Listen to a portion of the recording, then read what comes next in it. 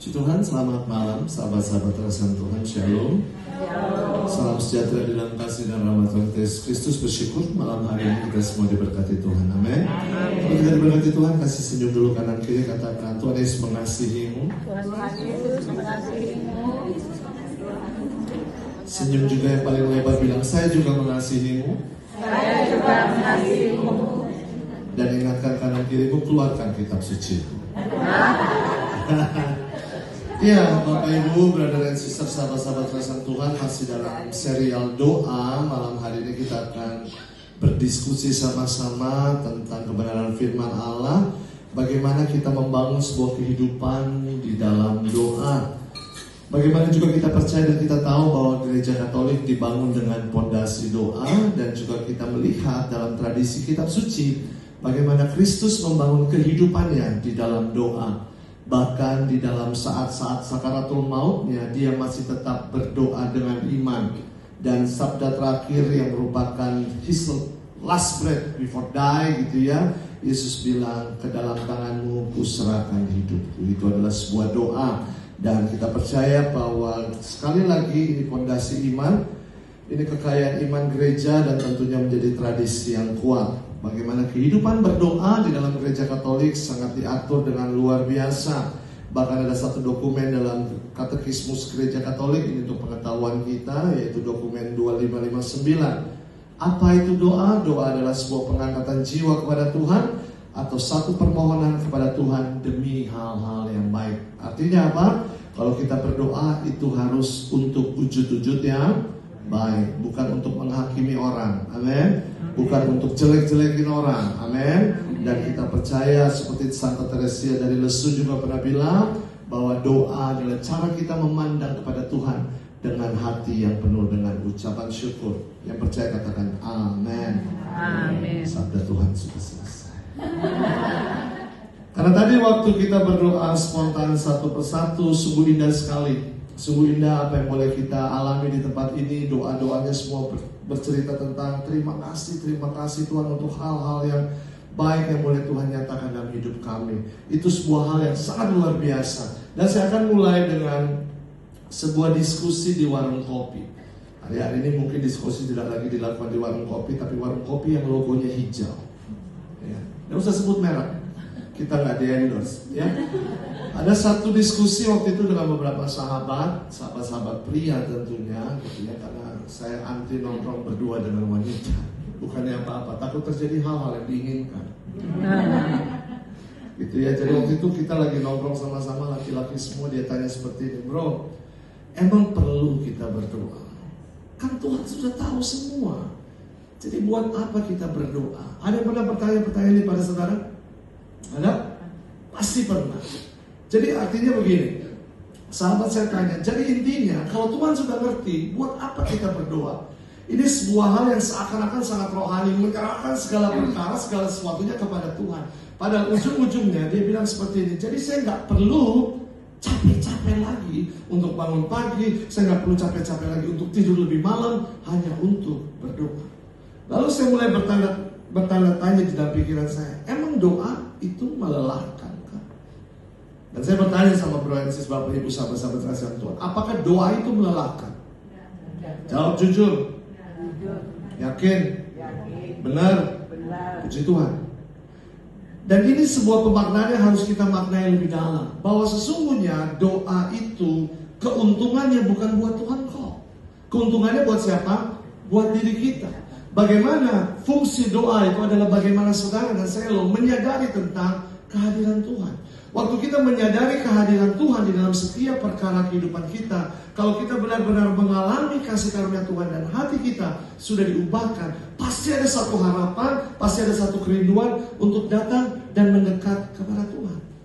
Andai kata pun kita tidak menyadari kehadiran Tuhan, atau andai kata pun kita sudah berdoa sedemikian rupa, tapi Tuhan tidak menjawab seperti yang kita punya mau. Tetapi kalau kita sungguh-sungguh menyadari tentang kehadiran Tuhan di dalam setiap perkara kehidupan kita, baik besar maupun kecil, saya terlalu percaya pasti ada satu keinginan, pasti ada satu kerinduan, pasti ada satu hasrat yang sangat luar biasa yang timbul dari diri kita untuk datang dan mendekat kepada Tuhan. Dan inilah makna doa yang sesungguhnya. Betul seperti yang Bapak Ibu Brother dan Sister katakan, kita tidak perlu capek-capek untuk berdoa, karena sesungguhnya Tuhan sudah tahu. Dia udah ngerti apa yang saudara dan saya butuhkan. The problem is, apakah kita mau datang kepada Tuhan lewat penyadaran-penyadaran, baik dengan hal-hal yang sudah terjadi, ataupun hal-hal yang sedang kita doakan, ataupun hal-hal yang kita inginkan, maupun hal-hal tidak kita inginkan. So malam hari ini kita akan belajar sama-sama bagaimana di dalam ruang doa ada sebuah rahmat tentang kehadiran Tuhan. Dan waktu Tuhan hadir, persis seperti yang tadi dinyanyikan, Dia jamah senap hidupku dan beri damai. Di mana? Di hatiku. Silakan buka firman Tuhan, Matius 8 ayat 2 dan 3. Matius 8 ayat 2, kita baca dulu bersama ayat yang kedua, 2, 3. Maka datanglah seorang yang sakit kusta kepadanya, lalu sujud menyembah Dia dan berkata, Tuhan, jika Tuhan mau, Tuhan dapat mentahirkan aku. Bapak Ibu, brother and sister, sahabat kasih Tuhan, malam hari ini kita akan belajar tentang sebuah spiritualitas doa dari firman Tuhan tentunya. Jadi sebuah doa seperti saya katakan tadi adalah proses penyadaran tentang siapa itu Tuhan.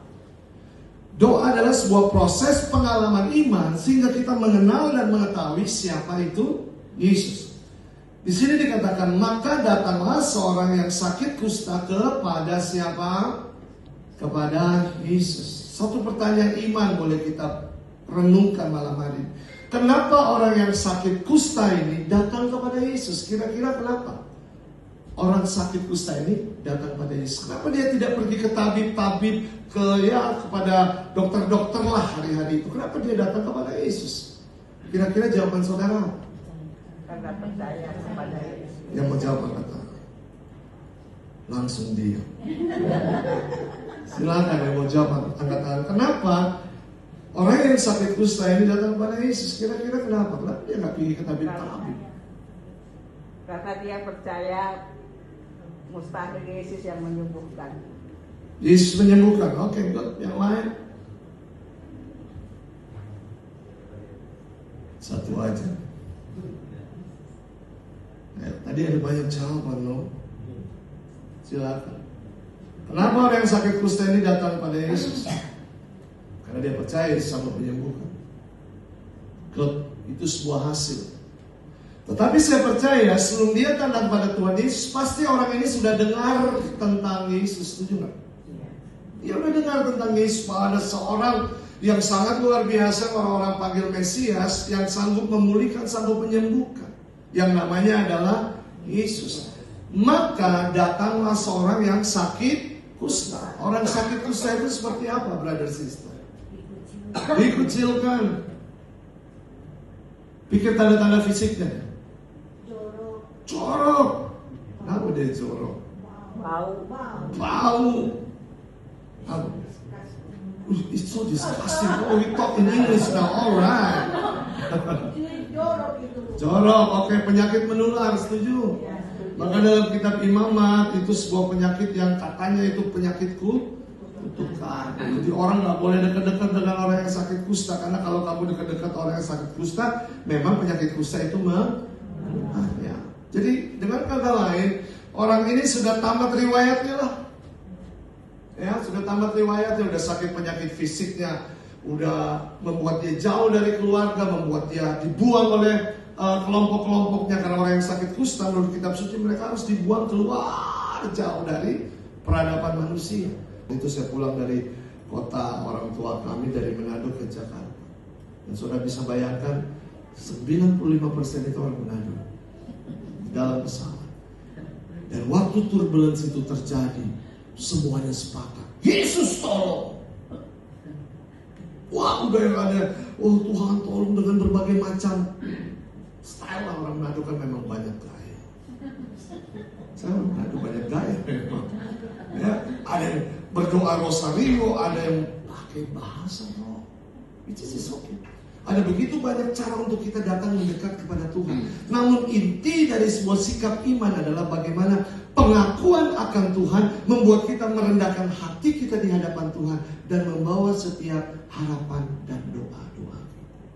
Seringkali yang membuat doa itu tidak terjawab bukan Tuhan gak peduli, tapi seringkali di situ ada ego, seringkali di situ ada, mohon maaf ya, kemunafikan, seringkali di situ ada luka, seringkali di situ ada kekecewaan, seringkali di situ ada rasa marah. Bukan marah kepada Tuhan, tetapi marah kepada keadaan, atau bisa jadi marah kepada Tuhan. Kalau saya bilang, jujurlah di hadapan Tuhan. Kalau kamu kesel, ngomong. Kalau kamu marah, ngomong. Kalau kamu kecewa, ngomong sama Tuhan. Tetapi dengan wujud penundukan diri di hadapan Tuhan. Orang yang sakit kusta, yang kompleksitas masalah ini sangat luar biasa, dia punya iman, dia menundukkan diri di hadapan Tuhan. Karena dia percaya orang yang di hadapannya adalah Mesias. Itu sikap hati yang menyembah, mengakui Yesus sebagai Allah yang besar. Makanya dia menyembah.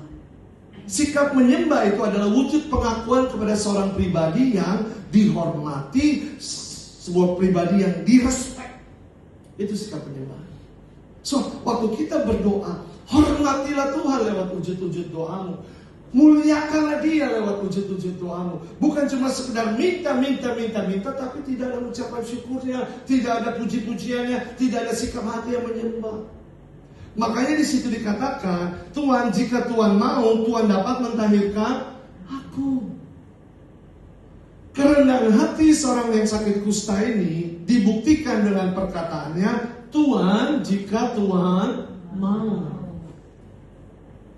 Gak bisa kita paksa-paksa Tuhan.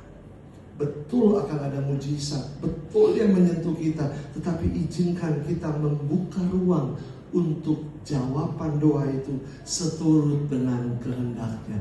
Sebab doa bicara tentang kehendak Tuhan yang terjadi di dalam kehidupan kita.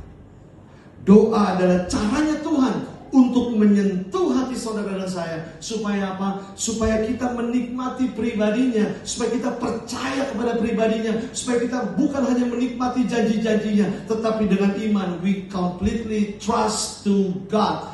Percaya sepenuhnya bukan kepada berkat-berkatnya, tetapi percaya sepenuh-penuhnya kepada pribadi Allah.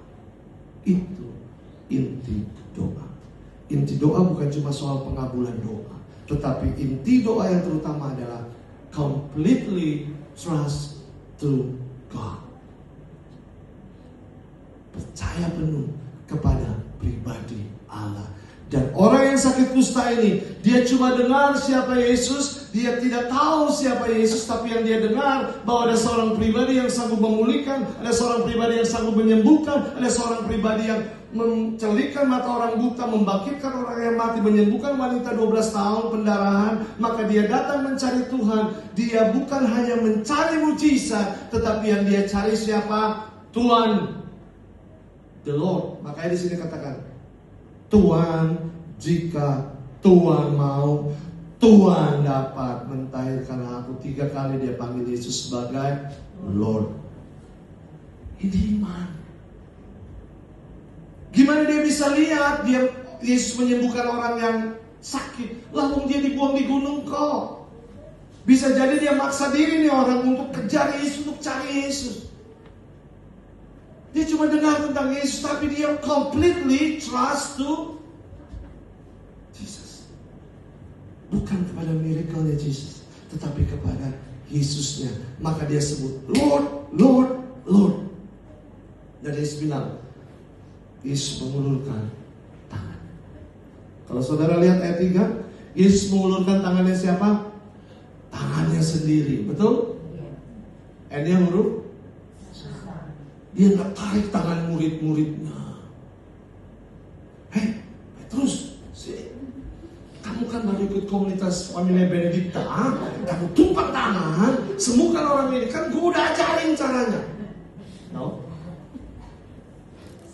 Atau dia tarik Yohanes, dulu kan lu ex-nya Elsa kan, tumpang tangan. Dia biar fair lah. Tumpang tangan karena kamu dulu di Elsa berpuluh-puluh tahun kamu seorang berdoa, coba tumpang tangan. No. Waktu ada seorang yang percaya kepada pribadi Yesus. Yesus sendiri mengulurkan tangannya, dan dalam terjemahan bahasa Inggrisnya, He touch. Dia menjentuh, dia menjamah dan berkata. Waktu Yesus berkata, selalu percaya ada kuasa di dalam firman Tuhan.